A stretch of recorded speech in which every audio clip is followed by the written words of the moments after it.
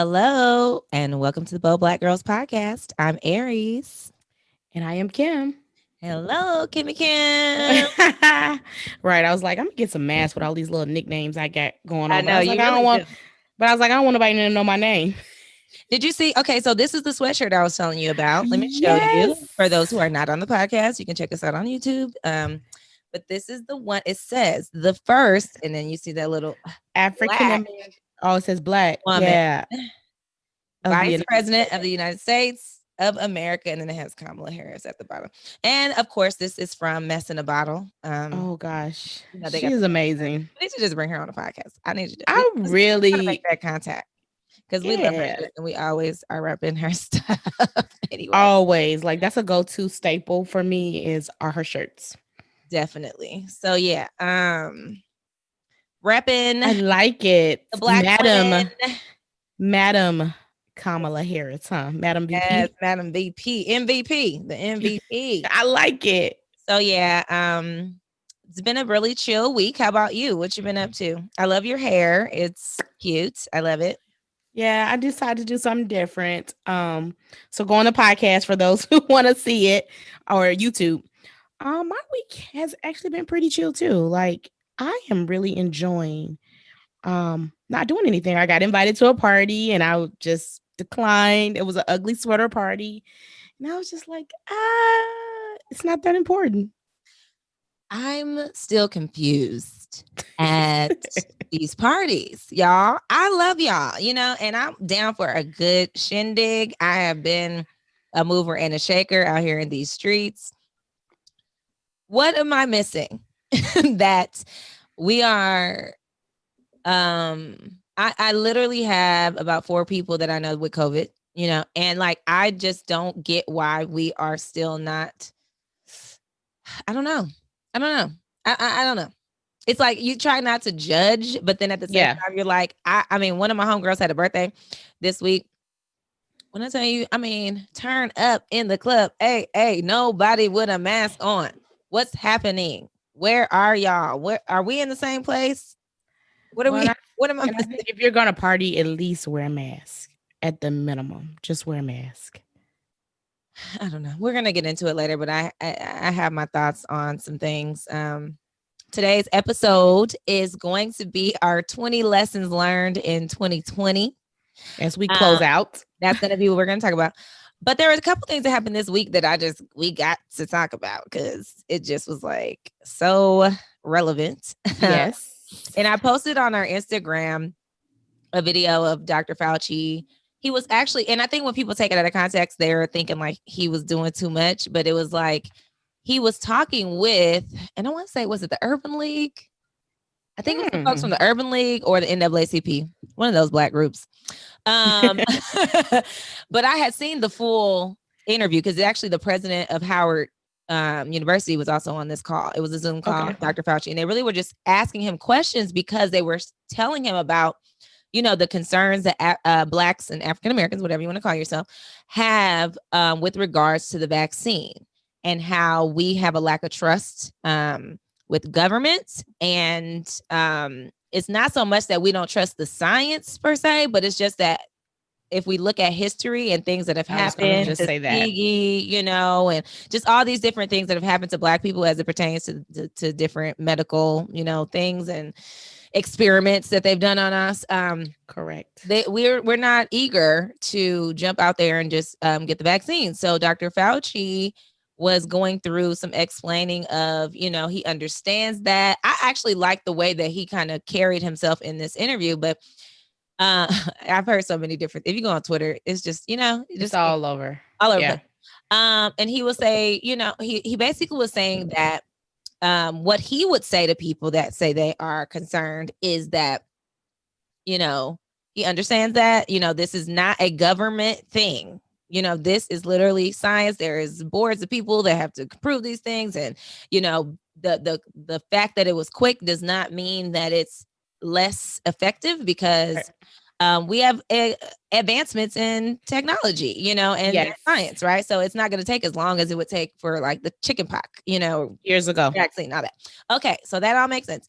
Then he says, and a Black woman, her name is Kizzmekia saw that. Corbett, she is one of the primary people that have been involved in this, in the ones that are the most effective, vaccines. And so I kind of thought about it, and I posed the question on our Instagram, kind of like, first of all, shout out to the Black woman who was involved, because, she's brilliant, clearly, to be at the head of all of this stuff. Because we need a seat at the table at all tables. Right. So I'm loving that. And she's been on a couple interviews kind of talking about things. But I also was like, so does that make a difference really? And everybody pretty much was like, no, it don't care. Because I do think people think that, first of all skin folk ain't kin folk. So we don't necessarily trust all Black people either. If we ask them who made the potato salad, I think we still we still are like, just because you're Black don't mean that's gonna who made the vaccine. Right. Who made the vaccine? Right. Exactly. So let me ask you, because I don't think we have not talked about this. Like, we have not. What's your opinion? My opinion is that I am not getting the vaccine, especially initially. I would need to see like some other people that have tested it out to see how it has impacted them in terms of side effects. Because I don't even take the flu shot. Neither so I know that I'm not sure about the vaccine, but I'm seeing where it's like some places like for traveling or concerts. It was someone that said it was a concert. I can't remember who it was, but they said if you wanted to come to the concert, then you would need to be vaccinated.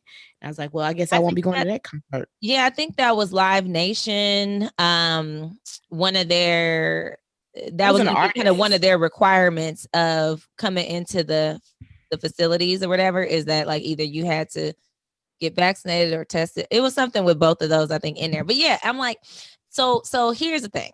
And it's just my thoughts on it as far as like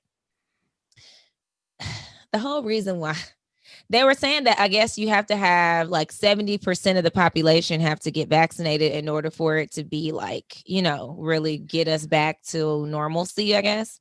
Okay. And only 50% are saying they would even think about taking it. So we got issues there. And then they talk about they make it seem like we need Black people to get it, because you guys are the most, we're 13% of that. But I'm like 13% of the population. Right. So we let the rest of them go. And I'm like, since when did people really care about what Black people is going through? Do you know how much stuff we've been affected by all these years? Ain't nobody cared about that. All of a sudden, we're like, Black people, we need y'all, because y'all are the ones affected by it. We need y'all to go ahead and get it. We like, well, we're going to wait and see how y'all do first. Let's see. We'll come back on the 13% in. Let the percentages go first. Correct. And then we'll be safe, because most of y'all then will be, I don't know. I'm not down right now. My dad said he would take it. Oh, wow. My dad said he would take it. I mean, I feel like I've heard older Black people that I know more actually willing to do it. Because I think they're at the higher risk, and maybe they're like, well, heck, if it don't work, then I was about I'm closer to the other side of life anyway. Exactly. So yeah, I mean, I don't do the flu shots and all that. I barely let my kids get vaccinated when they were born, but that's because really I'm crazy like that. So, but I was like, well, we got to do it because for them to get in school. I was thinking they're probably going to make it where if kids want to go back to school, they have to have that vaccination. And so what are your thoughts on that? My kids don't go to school, so we homeschool, so that wouldn't affect us. Right. But also they're talking about government mandates and all this and that. And I'm like, see, now y'all getting too far. And then this is where I feel like if y'all would sit y'all butts down and quit being out here with no mask on, we wouldn't be having this conversation. But here we are. So here we are. So yeah, I mean, I'm not sold and convinced on it just yet. But I do encourage those that would like to take the vaccination that there is no judgment here. Let the bold Black girls know how it goes. Yeah, and honestly, I want to hear. I want to know what people's thoughts are about it. Because I've been hearing some different stuff, and I've heard people saying like, "Don't let them just because they say a Black person don't mean because they'll use stuff like that." I like Dr. Fauci, and I will just say like of all the people, not that he's the the end all be all, but I do like him. I bought a Dr. Fauci bobblehead earlier this summer. I like him as well. I really like him too. I really do. He stands up to Donald Trump, and Trump was hating on him. So I was like, he must be something good if he hating on him. And I think Biden's going to have him as part of the his administration, if I'm not mistaken. I believe so. So yeah, that was that. And then did you watch the Red Table Talk? At least 50% of it. Okay, so and you have to remind me. There was a Red Table Talk with Jada Pinkett Smith, her mom, and Willow didn't say anything the whole time, I don't think.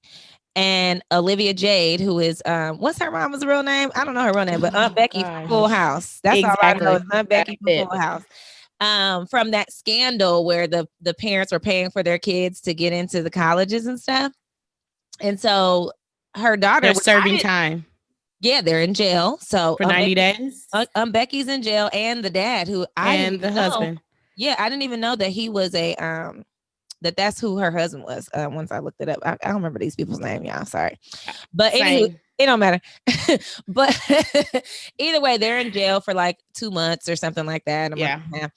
And for the scandal and everything. So the daughter, she's like a YouTube star and all this. First of all, and I saw a picture of her, I thought it was Aunt Becky. I was like, Aunt Becky, she looks just like her mother.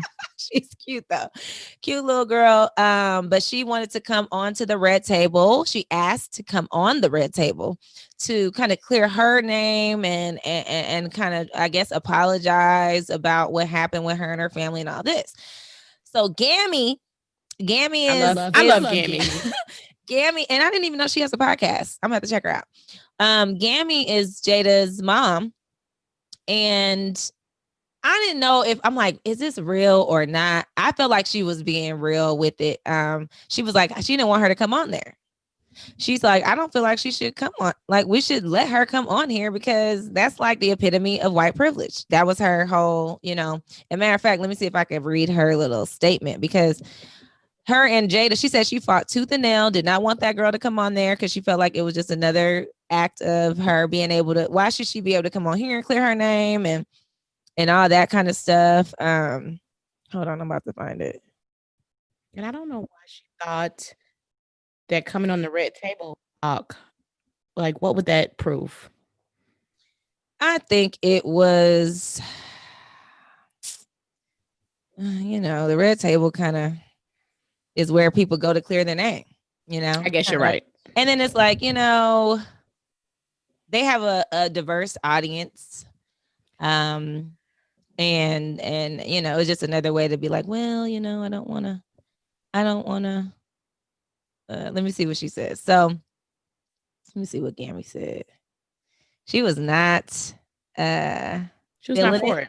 Yeah. Cause she said, you're going to be okay. When this all is said and done, her recovery is going to be, you'll be right back getting some sponsors and all this stuff. And it's just another way that we're helping continue this. And there's so many other kids that would not be the case for. So she was really trying to, stand on that. Now, me, if I felt strongly against somebody being on a platform that I don't have a lot of control over, I would just not be there that day. That would have spoke volumes. But at the same time, she was able to still let her know, like, I didn't want you here. And I like her transparency and authenticity, right? And being honest. And I think we need to do more of that. So, I'm glad she told her, I did not want you on the show. I do too. Because I do think you got to have kind of I don't know. Me, that's the authenticity of just who you are, what you're bringing to the table, right? Being true to yourself and just being honest. And I think we need more honesty these days. Like, definitely. And she was direct with it. There was no sugarcoating it.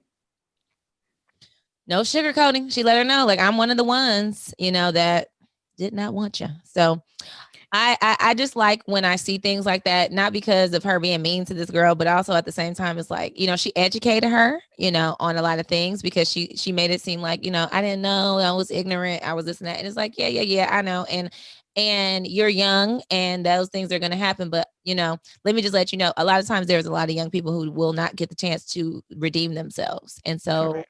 you need to go do some other kind of education as well, on that. And just being like, well, let me give back and do these things is not enough. You're going to have to really just get out of self. Yeah. And it made me think too. It's like, okay, the fact that she didn't know, how many other kids are there that are just like her today? And what can we do to educate them so that they do not grow up to be, they're little Karens in the making? So how Ooh, can we get, hold on, pause. Little Karen's in the making. That is so yes. real. So we don't realize the influence that we have at that such young age, and then they become big Karens. So what can we do to get in front of it so that they don't go into the workplace and do that? I mean, I just had a friend call me the other day, and basically it was the same scenario with Olivia Jade, and I was like, that's a little Karen in the making. What was can you can't tell what the scenario It was? was, yeah, it was. Okay, so the little girl had blamed her daughter for being a bully, but the little girl was actually bullying her daughter, which was a black child. So And they wait. So let's just get clarity. So this is a white person? a white little girl Uh-huh. blamed one of my friends, her Black black girl. daughter, Mhm. for being a bully and said she did not want to return to school because I guess they're having this, do you want to return to school after the holidays or whatnot? And she said she didn't want to return because she felt as though my friend was bullying her daughter. And so my friend was like, no, I need to address this because I don't want, one, I need to make sure my daughter is not bullying. Number two, I don't want my daughter to be the reason that a child decides they don't want to go to school. So she said she went to the house and everything with her mask on and had a conversation. She said, but she manipulated the whole conversation and was like, well, I guess you're just gonna have to toughen up, in terms of being bullied. And so there was no proof of bullying. But the little girl who blamed my friend for bullying, they had screenshots from social media of like little threats. Who was making the threats? So it The black turned girl was out, threatened? nope, it turned out that it was the white girl that had another friend had got hold of her social media account and was posting different things. And so I'm like, wow. So Like, sorry, I got hacked. yeah. And so my friend was really just honestly trying to clear the air and, have a civil conversation. But she said it was just a manipulated conversation. And it was like, she just kept whispering to her daughter, well, I guess you need to, step up and get ready because she's bullying you and you better know how to fight and all this other stuff. And it's like, that's not the resolution. And it's like, here we have the proof of your daughter. Address that. Now, one, we're always backing our kids up. But guess what? I will always back my child up and I will address it when we get home. If they're Mhm. wrong, we will take accountability for that and we'll correct the behavior. And I think that's where we're having issues in the school system is that parents are not taking accountability for the behavior and holding them accountable to change the behavior, which little Karen turns into big Karen. Well, because big Karen is raising little Karen. So if your mama's a Karen, she's not about to correct the behavior because they're so busy trying to deflect off of it that you're never going to get to a resolution. Deflect and defend. Yeah, I think that, and that's the only way that you see things change is if there is a reckoning, there is a awakening moment, to say, hey, one of the things I do when I'm talking to like white women that are friends of mine that are just like trying to understand things, I try to relate it just to real situations, like I'm like, okay, here's the situation and just look at it from my point, try to get out of self and come on this side and look at it this way. Because perspective is everything. If you're literally, and did I talk about this last week? I don't know, but it's like my kids are raised in the suburbs. They're not from Richmond. I am. You know what I'm saying? Yeah, So you didn't mention that. the way I Right. view the world is totally different. You know what I mean? So you gotta like if the person is not willing to step out of their box and see the world in a real way, like, wow, you're looking at it through this little lens that's just you and your little world and you and your little kids, you know, kind of like what this girl was doing. You're not gonna see what's really going on. And so, yeah, it definitely is going to take a change, a shift of perspective from the other people. It's not really our responsibility to wake you up. And I think that's what Gammy was saying, because she was just like, why I got to tell you? I mean, come on, like, you know. So I think that was a lot of the issue that this kind of brought up. So yeah, we got to be more aware. We got to do better. And it starts at home. It starts at home. Yes, it does. So we're gonna hop in quickly and just talk about, this year I feel like there has been so many people saying like 2020 is trash and I'm canceling it. Yeah, like let's forget this ever happened. I remember 2016 was another year like that. I really was just like 2016 could just disappear. Wow. But this year I honestly don't necessarily agree with that statement. There are a lot of lessons I feel like that are there for the learning this year if you really were paying attention and if you wanted to learn them. Not that it went perfect. You can learn lessons through failure. You can learn lessons through death, of things, of life, of, all kind of stuff. So if you want to glean something from it, even if you had a breakup that was horrible, there is a lesson. There's always a lesson. So we talked about clarity this year and coming into 2020 vision and all that. We thought it was going to be a different way. We thought we was going to get that a whole nother way. And quickly things shifted for us, early this year. Right. And I would have to like piggyback off of you. 2020 was not bad. And I think number one, we set an intention of alignment, both of us. Like we had said that our power word would be alignment. And I asked God to align me across professionally, personally, spiritually, in every way that you needed to do it. And I think he did that. I know he did it. I just not think. Come on, somebody. And we both were blessed with the job. Yes. In 2020. Yes. So, I mean, at the first quarter. My birthday was January 6th. So that was a blessing in itself, especially if you think about, all the people who have lost their jobs or who aren't able to work due to COVID. And the fact that we still have jobs, that's a blessing. And it goes back to what you said about perspective. And it's like, you got to think about the little things. And so I've definitely had a lot of time to have perspective. So what would you say? What's your first lesson that you got? And they don't have to be in order. Just kind of let's go down the list, and then you do one, I'll do one. We'll just kind of go back and forth. All right. So mine is God can bless you even in a pandemic, and that you can find joy in a pandemic, because, like you said, a lot of people said 2020 is canceled. I want it to be over with, and I was not rushing because that blessing came financially. It also relieved me from some stress that I had from a previous role. So, and I was able to learn in that role and have less stress. I had a joy one. Let me find my joy one. I'm going to just go to the ones that, because I feel like we're going to have some same lessons. So I'm going to go to the one that I put. Okay. So my joy one is joy is a choice. And it made me think about, and I think Pastor talked about this and somebody else, how the pastors, it'd be in alignment sometimes. The man laying by the pool of Bethesda who had 38 years not walked, and every day he would have somebody bring him to the pool. And when Jesus came by, he's like, why have, like what's going on? And he's like, every time the pool stirs up, it was supposed to be the pool where you get healed if you get in there once the waters are stirred. And he was like, nobody's there to throw me in.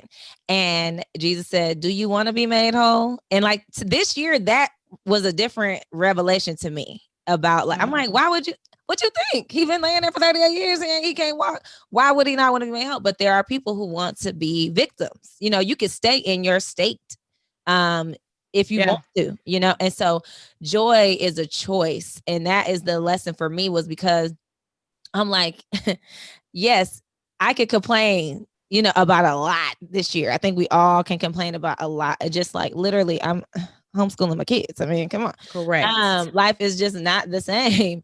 And I think that there's power in choosing to be joyful, and not just wallowing, in the bad part. You got to choose. I mean, I've been watching this comedy show every other week. There's this comedy show that goes online, and I just been like, I'm choosing to do things that make me happy, that even within the house. And that you don't have to leave within the house and within safety. Exactly. So yeah, joy is the choice, and I'm with you on that. Okay, what else you got? Kind of going in line with maybe number one is what I thought was important then versus now has definitely shifted. And Mhm. what I value has evolved even more this year. So you think about, I think less is more, right? Flowing and not forcing. A lot of times we force things. And you just kind of go in the motion of life and you don't really sit in it and think like, okay, that really was of no value. Why was I doing that? Yes, I love that. Okay, let me see if I got one that connects to that. You said what I thought important now. I should okay. I think you're number two. My number two is there's no need for FOMO, fear of missing out, because you ain't missing out on anything. I really just being able to chill. And I think I get into this on another one, but I don't feel like I missed out on anything. I've been able to pivot and recreate things that make me happy and those connections and all that. Even with this, so like, there's been stuff going. First of all, ain't no FOMO in a pandemic. Okay, like I'm not missing out on nothing. It could be my friends have gone to the Urban Camp weekend. There's been some traveling happening, which I still was like, I might want to travel, but at this point, I'm like, but I'm not tripping. I'm not Right. like, oh, I wish I was there. Not really. I'm good. I actually have turned down a lot of invites, kind of like what you said earlier, where I was like, nah, I'm good. And it doesn't, I don't feel like I'm losing any footing, by saying I no. love it. Well, Yeah. kind of goes into my next one. Because we're sitting and being still, the value of spending time, quality time with the people you love and, making memories is like, wow, I don't think I value that as much as I do now. Like, looking back through pictures, you're like, wow, that was a nice memory. And so now when the world does open up, I think my appreciation for those things will be even greater. Like, it is a blessing to get on a plane and go somewhere. Hmm. That's real. You'd be like, dang, if I would have known the world's gonna shut down in March, I would have did more stuff in January or February. And so you think about that, it's like now you're going to be more intentional about the things that you do and the things that you don't do. I love that one. Okay. Let me see. I'm gonna do the one I have on quality time. I said quality time with family is the best education they and I will ever have. I have more to offer than I previously believed. So that obviously connects with me and my boys with the homeschooling thing, because I would have never in a million years signed up to homeschool my kids ever.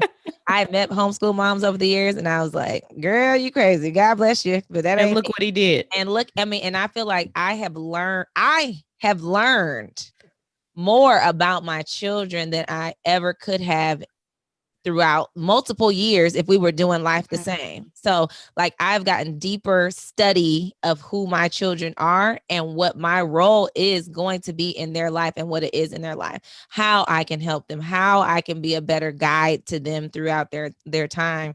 And I think that's been the most valuable education for all of us this year. Just like, we've gotten closer, whether it was beautiful what we found or not.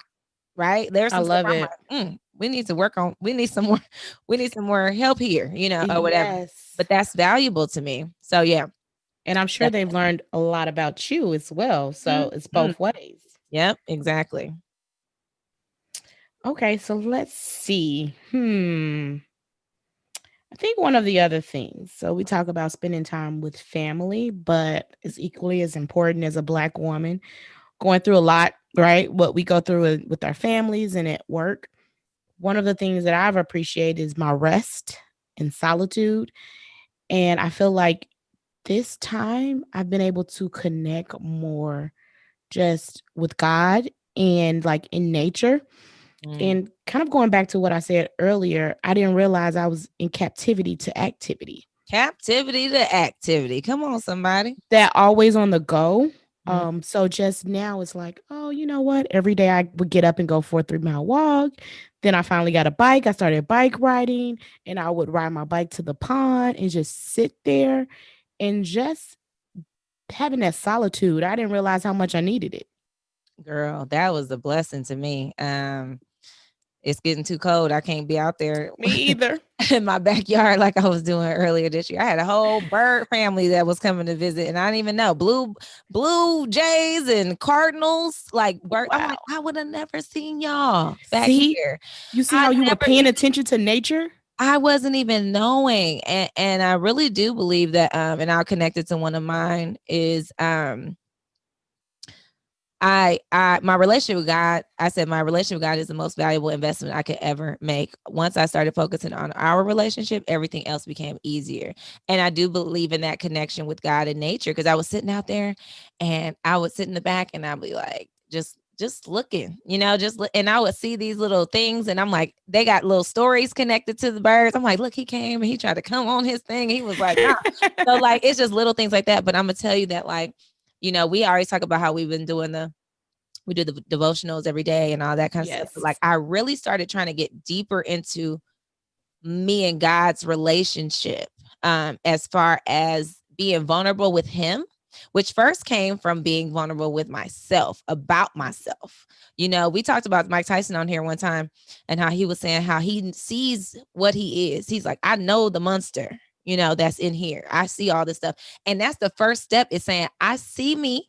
I know what Right. my flaws are, my assets are, and all those things, but and I accept me. I accept that. So now when I come to God, I can come with a pure mind and heart about who I be like, Lord, sometimes I'll be praying and my mind be doing crazy stuff.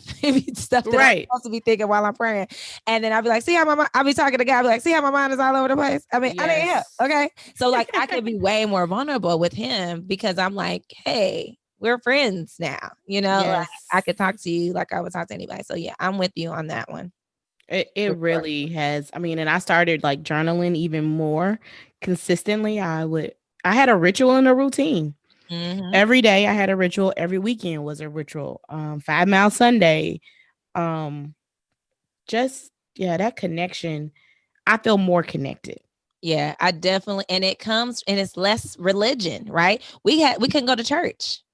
It wasn't connected to I went to church today. I went to, Correct. it's literally like now we're gonna see if you're really connected because we are the lighthouse right now. We are the ones. So I'm like, oh, okay, like I really gotta lean on what I have with him in order Right. to sustain, this year. So that's Yes. been the most valuable investment for sure for me. And since we're talking about investment, um, I put one of the lessons learned I have is, the importance of investing in yourself Mhm. mentally, spiritually, and physically. So we were limited, right? But for many years, I put off therapy and counseling. And I finally did that. And you don't realize that's an investment in yourself so that you could be a better you, Mm. um, for the future you, for the people who live with you, for future people that you're going to engage with. Amen. You are helping everybody that comes in contact with you. We talked about that. I'm like, it's for me. When you go to therapy, it's for me. When I go, it's for you, which I also found me a new therapist and I met with her last week. So yes, it's 100% that I put on mine kind of just to tag on that is listening to my body has been Mm, the best form of self-care for me. Like yes. I was kind of making myself feel like guilty, I guess, of when I felt like I didn't have enough energy or whatever it is, like and I just started listening to myself when I would get like, you know what, right now I need to lay down. Like I need a timeout, Yeah. And all of that comes from just like feeling what my body is saying to me. I wasn't paying attention to my body before this. Like I wasn't listening to that. I'm like, I got to do this. I got to do that. The same thing with the on the go thing. And then I started being like, hey, right now, I'm not. And then I was able to communicate that with my kids because they're the ones with me every day, all day. So I'll be like, hey guys, you know what? I'm going to take a break, and do you I'm need going to time out for me? Yeah, I need a break, so they're starting to get used to that language of like, hey, right now I can't, I don't want to do, I don't want to do anything. So yeah, girl, we've been in alignment so yeah, there you go. So let me tell you that I have a lesson that goes ties with that. Okay. Protecting my energy at all costs. Mm-hmm. Right? Not just professionally and personally, with the people you live with, the people you work with. I didn't realize the importance of that. And so for many years, if you don't protect your energy, you're depleted. Yes. You walk around here looking old, skin messed up. My skin is cleared up. I'm flourishing. Come on with drinking water, unbothered, responding versus reacting. Like, oh, okay. Go and right ahead with that. That is a practice. That is a superpower. It is a serious practice that you have to continue to do because we were talking about Clubhouse and all that stuff last week. A certain room, I could feel a vibe. When I get around certain people, I'll be like, that's not I gotta go. I'm out of here. Your body. I'll hear a certain type of I gotta go. I'm talking about just certain people that I get around when they start acting a certain way or doing. I'm like, ooh, it's like an alert, that kind of goes off. Listening to my body, yes. Same thing. So yeah, I'm with you on that, and I also put mine that kind of ties with that is where's the one I got? I got one that ties with that. Hold on. It kind of ties with it. Maybe it don't. I don't know. But releasing control is a true strength. When you feel stressed, get more support. So listening to my body, protecting my energy, all those things. But when you get that I get overwhelmed by a lot of different type of things. And so I think it was TD Jakes or somebody that was saying in the Clubhouse. Yes. It was TD Jakes. About how and it makes so much sense when you think about like a foundation of something or something, a table, that's built to hold a certain amount of weight. And if it is stressed because it got too much weight on it, it needs more support. You need something else to go under it, or you need some more, something else to spread that out. And we are the same way, where when you start feeling that stress, that means you're taking on too much. You need to disseminate some of that. You need to delegate. You need to like pass some of that on or say no. Tribe, say no, all those things. And so that has been freeing. I feel like, we talk about being a strong woman and all that. That is more freeing to me than anything. It's like saying, can't do that. Yeah. Oh, I need some more help here. So that goes into my next lesson. The importance of setting limits and boundaries. I'm all for a good boundary. Right? You have to set limits on people and put people within their boundaries. Even in the pandemic. Even in the pandemic. Especially in a pandemic, shoot. With your kids. If you have kids at home, you have to give them boundaries and limits. And actually, this is a great opportunity to practice those limits and boundaries. So when school does start back, that's already in place. Mm-hmm. Look, I'm a boundary queen. So that ain't, you preaching to the choir on that one. I set so many boundaries. Shoot, folks don't be like it. Power of no. It is. I know one year I did the year of yes. And then I soon realized that while that was good, the next year was the year of no. So I could say yes to the right things.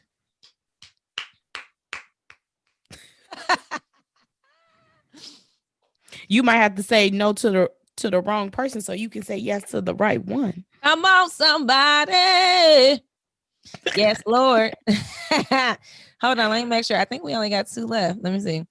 I think so. 1, We're 2. gonna say that I think we have a Yes, similar one. I do too. We're gonna say that for I, last. so you and I have been on Oh, like a similar journey of we life yeah. in alignment.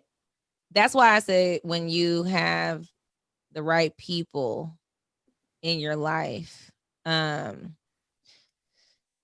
how it should feel. It should feel that way. Hold on. Do I gotta do mine? I gotta do mine. Yeah. Yes. And so for me this year, and I'm still working on it, y'all, listening is a skill. It is not just being like, I hear you. I hear you. And so I'm trying to listen better. Just love it. to everybody, just everybody. So I do think Clubhouse has helped me with this because you got to listen on there, right? And some of it where you can't talk until it's your turn, so you're just kind of listening, and it's like, wow, okay, like there's a lot of value in just listening the right way and listening with emotional intelligence, because I'm finding that a lot of people don't listen with emotional intelligence. Like, and I've even seen that like at work. There'll be times I'll be on a call and maybe you got a lot of people on a call and you're talking, and maybe a customer or somebody might say something, and I'll pick up on, a certain piece of something that they said where I'm like, okay, that's key. We need to hold on to that. And then somebody else will just be going. You didn't hear it. So like you are actually doing what they don't want because you are not listening, so like listening is super, super important, and listening with emotional intelligence in order to respond properly, is also a skill. So it is absolutely what you say. Listen more, talk less. Respond more, react less. Yep. Exactly. I love it. The next lesson, which is lesson number 9, is stay ready and be agile, right? Because we never know what that next season is. And so I think for myself, because I was preparing and getting ready, I was able to pivot into a new industry. And after 20 years, a lot of people are like, oh my gosh, I couldn't believe you did that. Well, I had to get ready. So I try and stay ready for whatever that next season is. And just be flexible, be agile. Be agile. That's been your motto for a long time. Yeah. Being agile. I definitely believe that, especially right now. I keep on bringing up the same book, Who Moved My Cheese. It's you can read it in a day. You can read it in a couple hours. It's not that long, maybe an hour read or something like that. But just being able to, so that's what it literally happened to us. If you read the book, it's like these mice, the cheese was starting to smell a little bit. And one of the mice was like, you know what, this cheese is smelling. I'm about to start going to look for other places that I can go find some cheese because it's not looking like this cheese is going to be here for a while. The other mouse was like, no, I'm good. This is the cheese I like. I'm going to stick here. And one day, cheese gone. And they like, what do I do? What do I do? What do I do? Now you don't have a plan. You don't have nothing. You're all over the place. You don't know what's going on. So anyway, go get the book if you want to know everything that happened there. But learning how to pivot, nothing happened the way I thought it was going to happen this year because I had these great plans. I started this new job. I'm going to be out here in the streets. I'm going to be going to meet up with customers. We're going to be out having lunch, having dinner. I'm going to be traveling. I'm going to be doing these things. Not a dang thing. I was like, You literally had to pivot and say, what can I do different? How can I use my agility to still stay connected to do my job while not doing the things that I typically would do? And it's difficult because honestly, I'm very hard on myself, and I moved into a new industry. So I thought that things were going to be a different way. And like the kind of money I thought I was going to make, I didn't make. I still did well, but I did not, and in my coworkers and my people, they'd be like, quit being hard on yourself. It take a while to get up to speed. This is a ramp up and all this take this much time to ramp up. And I just be like, I ain't trying to hear what y'all saying. I want it to be this way, and so I had to just release, I had to release, like I just said, release that control because I can't control. Well, I forgot. So that was lesson 8. Yeah. Was it? Yep. My lesson 9 goes exactly into what you're talking about. Did I miss something or something? I missed one. So I got one more, so I don't know. Okay, so mine is my journey is my journey, right? Never underestimate yourself and listen to others. So it's kind of that talk that you just said to yourself. Remember I did that I Am Remarkable workshop. Mm-hmm. I think sometimes, especially as Black women, we have imposter syndrome Yeah. just because of the traumas that we may have experienced in school. You know, a teacher who didn't have faith in you, a boss who has rated you average when you weren't. Mm. Um, so it's knowing that, you know what, all of that was part of my journey to make me who I am here today. And I'm not going to say the strong Black woman because we're tired of being strong, Right. Release right? control is strength. What I say. That was my Exactly. lesson. And so it's like, I am remarkable. I took a leap of faith. You I'm did. going to be fearless. In I'm a going to bad be image. bold, but also you got to be patient. Oh, that's what I should have added on. It's Patience this year has been key. First of all, that goes along with the building the relationship with God because you start exhibiting the fruit of the spirit, which patience is one of them. And I'm gonna tell you, I know that was one that I was not exhibiting for a long time.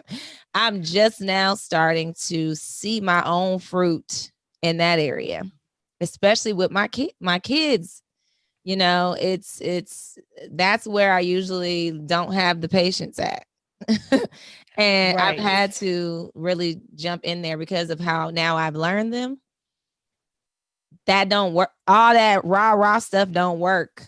You know, I got to be strategic with how I utilize my, my gift and my role in their life, in order to influence them instead of just being like, you need to be doing this and that. It's like, yeah, there's gonna be some days where I kind of, go there, but the majority is not. That's not majority how I am dealing with them. So yeah, patience is so with yourself and others. Give yourself grace. And we talked about grace a lot last year. And I'm looking at because we share notes, y'all. I'm looking at your lessons. You forgot that one, which is knowing your worth has eliminated my need for anyone else to validate That's the me. one I miss. So Yes. it really goes in line with what I just said about never underestimate your journey, estimate yourself. Your journey is your journey. Yes, knowing your worth is so important. It kind of goes along with the other piece of like accepting yourself. Accept yourself. Know what you have. Be okay with your gifts and what God has given. There is something He gave you that only you can do. I don't Uniquely. need nobody to validate Aries. I just got through giving this whole speech to my son the other day. Like, you are you. That's why we all got a different fingerprint. We got Correct. I can nobody do what I do. I can literally give you game on everything that I know, and it's not going to work the same as it worked for me. It's going to be different. There's no competition when it's me. I'm me. You're not me. So I got to like be okay with that. And when you know that about you, then you're okay with just like walking with your head held high and knowing who, fuels you. So, Yes. oh, and there's one more. This is the one we have just kind of like we talk about it weekly Mm-hmm. in this season of a pandemic. Singleness has been the blessing. Come on, somebody. It has allowed me to focus on me, to be still, to Mm. have more time for Kim and for God, Mm. and to realize that I truly value my singleness. Yes, God. Because Hallelujah. I done heard some of y'all over there with your kids and your husbands. Woo! Listen, I sleep how I want, when I want. we had a singles conference a couple years ago, and the theme was the preferred life. And I told Kim, I said, when we went, I was like, I mean, Because I had a t-shirt. I bought the t-shirt, right? I bought the t-shirt. But I was like, I mean, is it really the preferred? I mean, like, I didn't really buy into the message. I was like, I mean, I get why they're saying it's the preferred life because Paul was like, if you be like me, blah, blah, blah, blah, blah, you got more time for God and all that. I wasn't really giving God the time, and I wasn't best friends with him back then. So I wasn't seeing the connection. You know what I mean? I truly do now. I like on mine, I put hashtag the preferred life because I get it. Not that I don't want a relationship one day and all that, but Correct. it is so not at the forefront of my mind. It is so like I've literally I am content where I am. I'm cool. If I have to stay like this for a long time, I will stay like this and I will be just fine. Cause I'm gonna tell you, We up here wishing we could have what some people. Y'all don't know what these people going through. Okay, we got a lot of people that we know that's married. We know we be just in all these conversations. And I didn't been there, done that. Not saying that I'm not bitter. Like, I believe in love. I believe that you can have a wonderful, loving relationship, healthy I'm relationship, open to marriage one day with the right person, single uncle, right person. And there's a lot of bigger characteristics that I'm looking for in a person. It's the same stuff I would look for in my friends. Me and Kim were just talking about this. She's like, we literally are like, I'm like, this is my boo right here. Can I get a dude like this? You know what I'm saying? Like, and then me and my girlfriends always laugh about that because we always be like, we go together. All of us, you know, me and Laura, it's like you got these relationships that we have been able to grow and all that. Obviously, we know with the opposite sex, it's going to be different. But those same things I'm looking for as far as quality, values, I'm going to be looking for that in the guy. So, yeah, I'm happy. I've never really been, this year has really just like nailed it down that I'm like super happy. And it's not like a fake happy, like, I don't need no man, I'm good. Right. It ain't that. It's literally like, I'm good. I'm truly in honesty, like I can truly say, like, yes, I would love a relationship with the right person at the right time. Mm-hmm. And that's whole and healthy. Period. That's whole and healthy. Healthy and whole. Exactly. With a little hint of gray hair.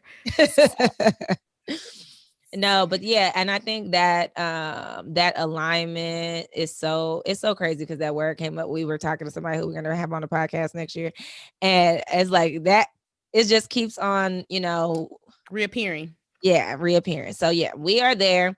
We hope that you have found some lessons that you have gotten this year. That,